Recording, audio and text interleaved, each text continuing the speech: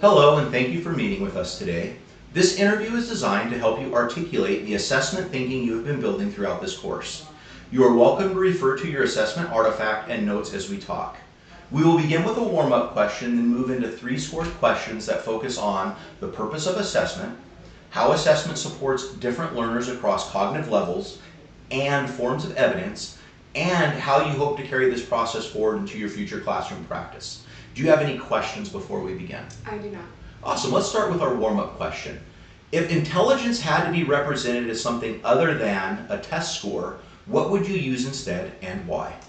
I would use seeing them in like a real world situation so I could see their communication skills, you could see their problem solving skills as they go about their day, but it feels more natural and relaxed, and I feel like just seeing how people interact with people, you get to see how intelligent they are.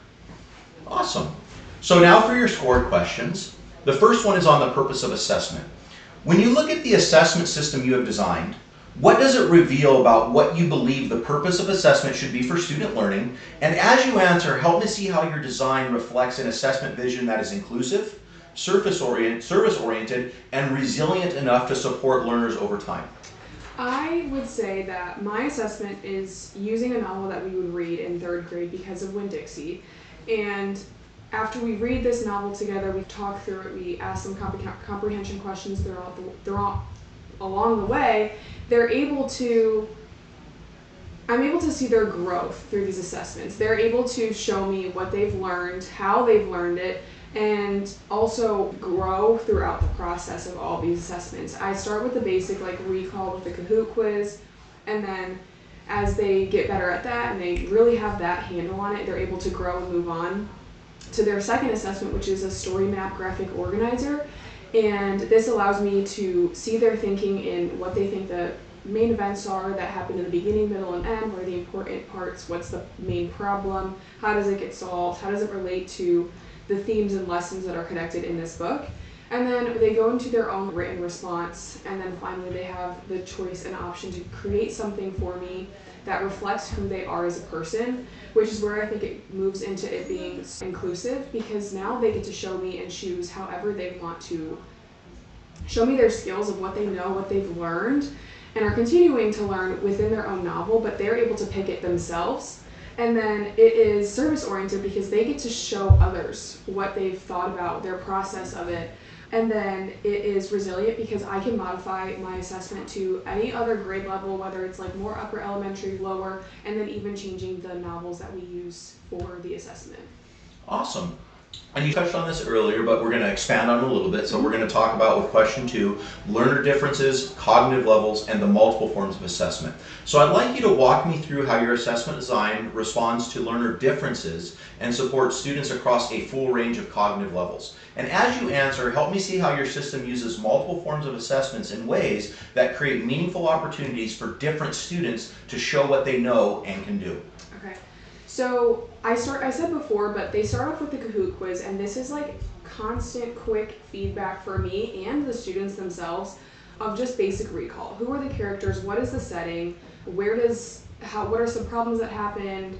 What are some events that happened throughout this? And it's a longer Kahoot. It has about 25, 30-ish questions. So if they get a question wrong, they can go back and try again because there's going to be multiple opportunities for that growth. So this allows for students who might be struggling at first to get the immediate feedback and then go ahead and change their answers as they go through.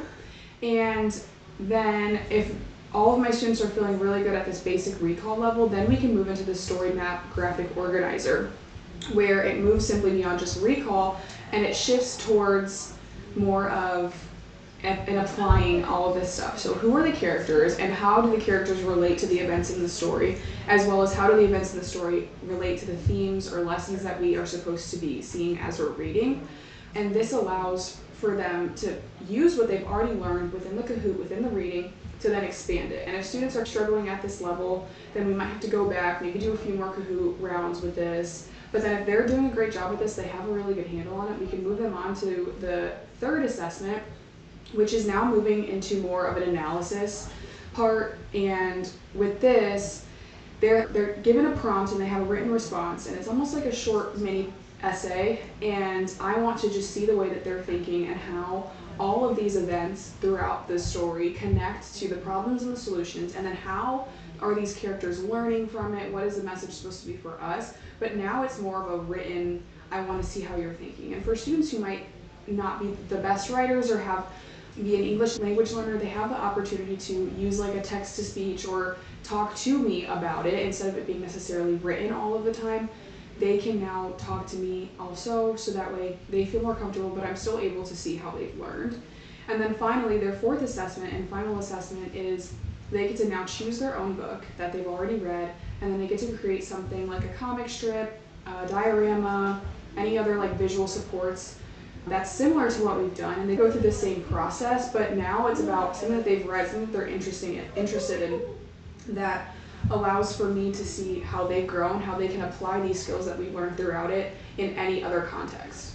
Awesome answers. So for our third question, we're going to look at how we're going to carry that assessment forward into your future practices. And so as you move into practicum and then student VIT teaching and then the next stages of your Graceland pathway, talk me through how you see yourself carrying this assessment process forward, sort of help me understand how you would use it to make instructional decisions, support student learning, and build flexible assessment systems you could use across different content areas and eventually in real classroom contexts. I said this a little earlier as well, but this assessment that I've created can be changed or manipulated to fit different novels, to fit different grade levels. So regardless of where I get placed for my student teaching, I can adjust it based on what novels they've read or what grade I'm in.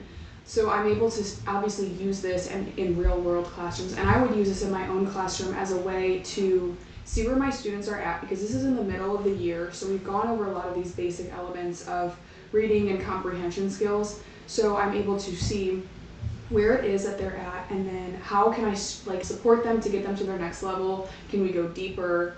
What kind of text I can use also within my classroom, and I want to use this as a way for me to see their growth, and maybe using an easier novel at the beginning of the year and then building through more complex novels where they have to do more analysis, really think deeply about it. So I could use this throughout the year, multiple times throughout the year, to really see where they're at, and also it gives them the repetition that helps them see how this same concept can be applied in multiple different ways. And then in order to help with like instructional decision making processes, if I know that the group or the class is struggling with identifying cause and effect within their written prompts that we're talking about, then I can maybe go back to my teaching and be like, okay, we need to reteach this, we need to go back over this part of this. So just seeing where they're at within the DOKs can show me a lot in where their thinking is, where we might be struggling, where we're really excelling at, so we know what I need to spend more time on as I continue.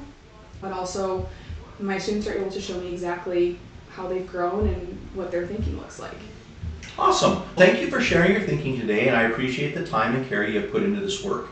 And I look forward to seeing how your assessment practices continue to grow into something resilient, inclusive, and service-oriented, something that shows up in your future classroom to transform the lives of the many students you will one day teach.